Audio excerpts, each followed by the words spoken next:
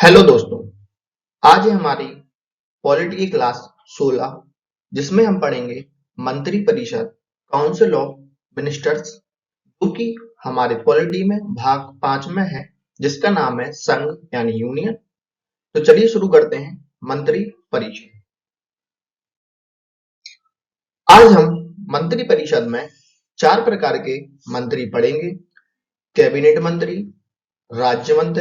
राज्य मंत्री स्वतंत्र प्रभाव, उप मंत्री। मंत्री परिषद में सिर्फ 4 प्रकार के मंत्री होते हैं जो कि यह रहे। इनको हम वन बाय वन समझते हैं, इनका कार्य और इनकी क्षमताएं योग्यताएं मतलब क्या क्या होता है इनमें समझते हैं। पहला है कैबिनेट मंत्री, किसी भी विभाग का सबसे बड़ा मंत्री। किसी भी विभाग का सबसे बड़ा मंत्री दोस्तों सबसे बड़ा मंत्री होता है कैबिनेट मंत्री। अगर एग्जाम में क्वेश्चन आए सबसे बड़ा मंत्री भारत में कौन सा होता है तो आप ऑप्शन में सी ऑप्शन में मिलेगा आपको कैबिनेट मंत्री। कैबिनेट मंत्री हमारे देश का सबसे बड़ा मंत्री होता है। वह अपने विभाग के सभी फैसले लेने के लिए स्वतंत्र होता है दोस्तों। उसको अगर उसके पास जैसे कोई भी विभाग है, जैसे जल विभाग है अगर उसके पास, तो वह अपने विभाग का कोई भी फैसला ले सकता है। जैसे एक एग्जांपल और लेते हैं, रेल विभाग।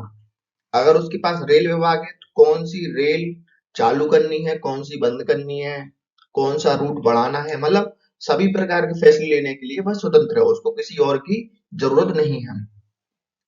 दूसरे नंबर पर आता है हमारा राज्य मंत्री। राज्य मंत्री प्रत्येक विभाग में एक राज्य मंत्री होता है, यानी कि कैबिनेट मंत्री की सहायता, मतलब कैबिनेट मंत्री हुआ तो कैबिनेट मंत्री का ये राज्य मंत्री होगा कैबिनेट मंत्री की सहायता के लिए। क्या कहता है मतलब राज्य मंत्री जो होता है कैबिनेट मंत्री, जैसे अगर रेल मंत्री है कैबिनेट मंत्री तो राज्य मंत्री भी उसी के समक्ष काम करेगा, लेकिन उसके पास स्वतंत्र प्रभाव नहीं होगा काम करने के लिए, फैसले लेने के लिए। वह सिर्फ अपनी सहायता देगा कैबिनेट मंत्री को। राज्य मंत्री का यह कार्य होता है। आगे देखते हैं राज्य मंत्री स्वतंत्र प्रभाव। स्वतंत्र प्रभाव दोस्तों एक आईएमपी रूल उत्पन्न करता है हमारे उसमें मंत्री परिषद में कि जिस विभाग का कैबिनेट मंत्री, जैसे जिस विभाग का कैबिनेट मंत्री किसी कारण से अनुपस्थित हो, यानी कि कोई कैबिनेट मंत्री है उसका कोई भी कारण हुआ, उसका निजी कारण हुआ, कोई भी अलग कारण हुआ, तो अगर वो अनुपस्थित है तो उस विभाग के राज्य मंत्री का स्वतंत्र प्रभाव बनाया जाता है। यानी कि एक बनता है राज्य मंत्री जो कि सहायता करता है कैबिनेट मंत्री की, एक बनता है राज्य मंत्री स्वतंत्र प्रभाव, दो बनते हैं।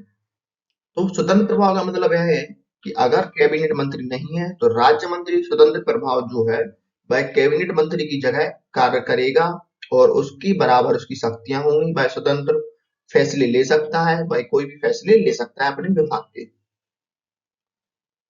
आगे आता है हमारा उप मंत्री। लास्ट नंबर पर आता है उप मंत्री। ऐसा सबसे छोटे स्तर का मंत्री होता है। एग्जाम में अगर क्वेश्चन आए सबसे छोटे स्तर का मंत्री कौन होता है, उप मंत्री। सबसे बड़े स्तर का कैबिनेट मंत्री। फिर राज्य मंत्री की सहायता करता है। जैसे कि 3 स्टेट बनती हैं, कैबिनेट मंत्री, कैबिनेट मंत्री, फिर आता है हमारा राज्य मंत्री, फिर आता है उप मंत्री। राज्य मंत्री के अंदर आता है देखो स्वतंत्र प्रभाव, तो उसकी चर्चा हम यहाँ नहीं करेंगे। 3 स्टेज बनती हैं, जैसे फर्स्ट, सेकंड, थर्ड। सबसे नीचे उप मंत्री, सबसे ऊपर कैबिनेट मंत्री। ठीक है, कैबिनेट मंत्री की सहायता करेगा राज्य मंत्री की सहायता करेगा उप मंत्री। ठीक है, इतना आप समझ चुके होंगे। अगर वीडियो आपको पसंद आए तो चैनल को सब्सक्राइब जरूर करें और वीडियो को लाइक जरूर करें। जय हिंद, धन्यवाद।